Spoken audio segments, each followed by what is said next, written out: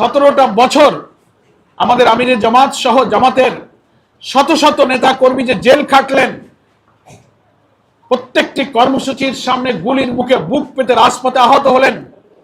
Even অত্যাচারী শাসকের বিরুদ্ধে জোটবদ্ধ আন্দোলনে যখন বিএনপি জামাত যুগপথ কখনো জোটে আমরা একসাথে কর্মসূচি দিয়েছি ফ্যাসিবাদের বিরুদ্ধে, একই জায়গায় একই ভেন্যুতে ঘোষিত কর্মসূচিতে শরিক দল হিসেবে তারা আসেনি, জামাত শিবিরের লোকেরা গিয়ে সেখানে জীবন দিয়েছে।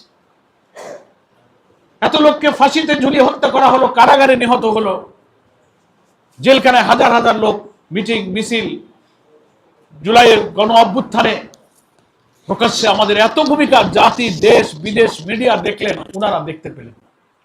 প্রধানমন্ত্রীর মুখ থেকে নতুন করে একটা গুপ্ত শব্দ লন্ডন থেকে এসে এখানে আবার হাজির হইল। এটা কি বলবো আমরা, একটা খুব দুর্ভাগ্য বলা ছাড়া। That is very unfortunate to our nation.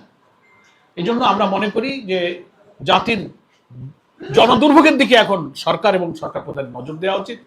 এইসব পলিটিক্যাল বিতর্ক জনগণ এখন আর পছন্দ করে না, এগুলো খুব পুরনো কথা। এখন আধুনিক জীবন জিজ্ঞাসা, আমাদের চ্যালেঞ্জগুলোকে অ্যাড্রেস করার জন্য আমরাও প্রস্তুত।